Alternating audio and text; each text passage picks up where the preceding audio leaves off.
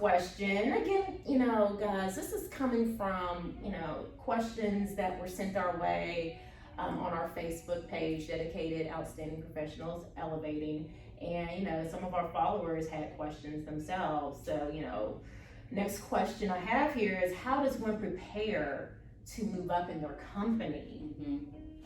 I think you just should go ask your supervisor, boss, hey, what can I do to move up, into this position? What do I have to do? What are requirements? Just let them know that you are interested. You're, wanting to grow within the company. You don't want to just come here and get a paycheck every week. You're very interested in growing. That's one of the most important things you can do, like especially in the corporate world, is letting your supervisor know that you want more responsibility, because as you move up, that's what's going to come with that, is responsibility. Yes. So if you're just someone who comes in and does what you're supposed to do and leaves, that was me. My you have to, like Wendy was saying, you have to, step out of your comfort zone, make yourself uncomfortable, because like a quote that I've always heard is, everything you want is on the other side of fear. And it can be scary to do new things, but that's something that you really have to do if you want to do more and have more responsibility. I completely agree with you. Yes. I think too that it's important, let's say, you want to go into some sort of supervisory type of role. I think that it's very important, if you're not in a supervisory role, to get to learn some of the responsibilities and daily tasks that comes with that next role.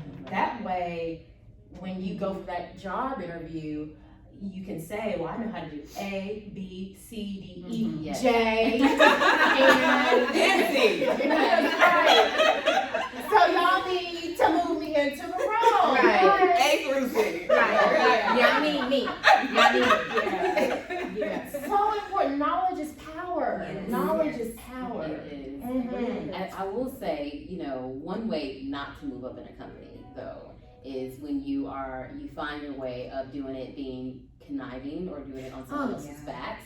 I think there is confusion in the workplace, not just in the workplace, but in the world, that not everyone can win. So because people think not everyone can win, I have to make sure, I have to sabotage this, make sure she or he doesn't look as well in this project, when actually a good way to move up in a company, when you look like that champion for the other person. So even if the other person's winning, or they get that job over you, or they get more recognition on that project, be happy and genuinely happy for that person, because that's contagious. And I think that does play a role in moving up in a company, because companies will see that.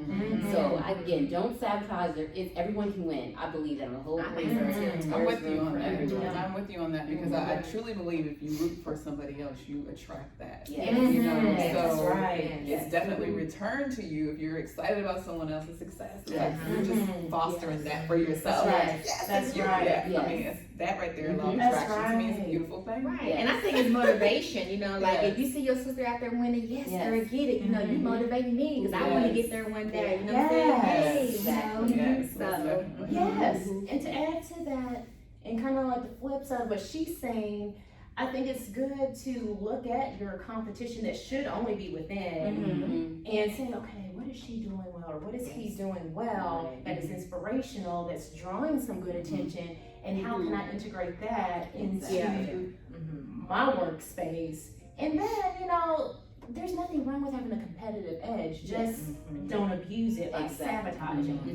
So a healthy competitive, Oh, this person's doing this much in production. I'm gonna do 10% more. It doesn't have to be steal it just to get there. But, and I hate to go a little off topic, but I hope this stays on topic a little bit. Wouldn't you all think, though, that society has kind of forced us to feel like that there's not enough room for us, as in women? Absolutely. I would agree with that. On the position or the team or the industry, there may be more men. So they have trained us to think statistically, there isn't enough room. But actually, there is. So we that's why that. It's so good to unlearn some of these societal norms, whatever you want to call it. It's so good to just unlearn them, and that simply can be by just surrounding yourself with people who are looking to elevate because they have a whole different perspective on a lot of stuff. So. Right. Yeah. Okay. That was good. All right. So next question that I would like to throw out on the table.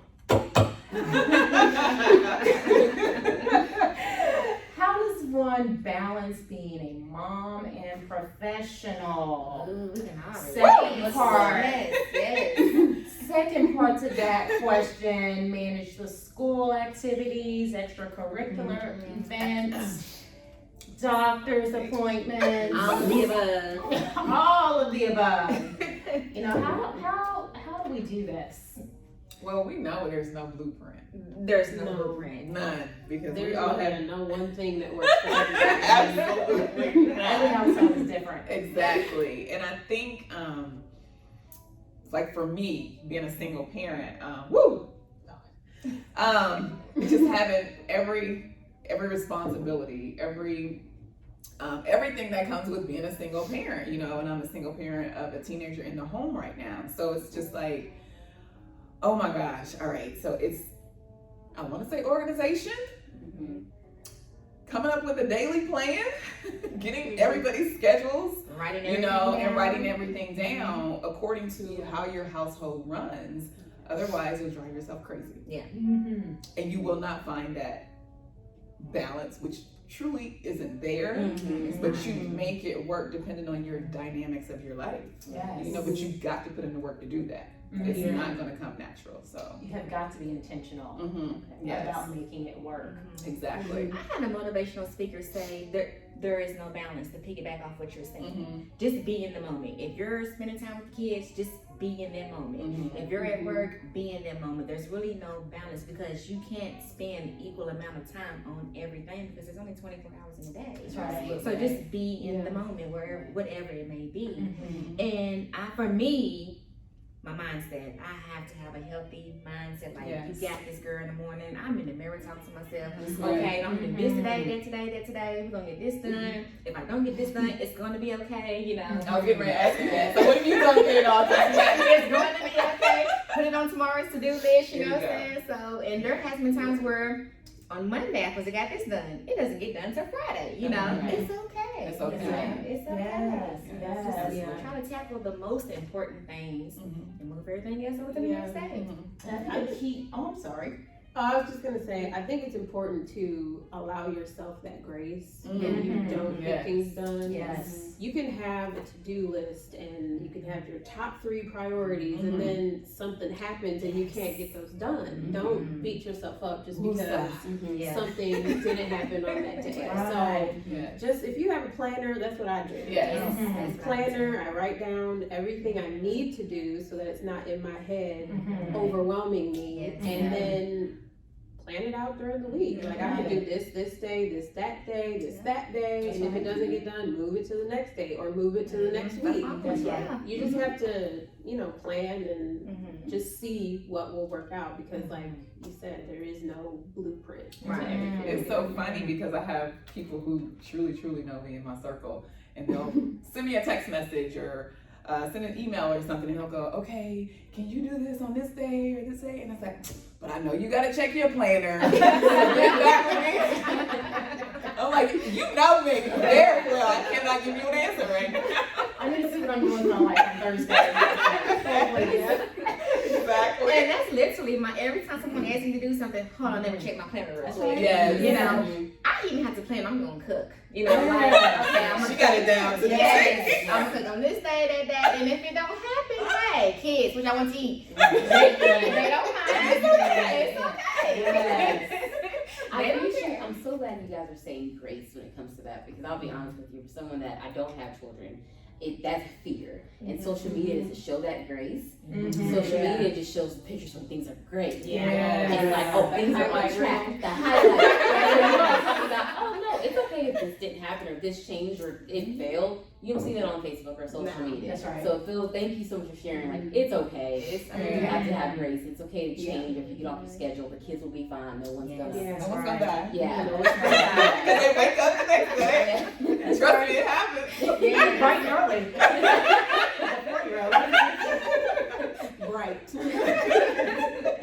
One thing I really like that he said in the beginning of her statement was, without using the two words self-care, it's so important to make sure you take care of you first. Because if you're not coaching yourself and feeding yourself the right things and, you know, taking that time out for yourself, you cannot be there for your family. You cannot be the best professional out in the workforce. And, you know, eventually, you know, things kind of crumble because the main operation has pretty much collapsed. So I thought that was huge. I love that. So every time I see Keisha, you all, she's always smiling. All these wonderful ladies are always smiling. Keisha's always good spirits. Girl.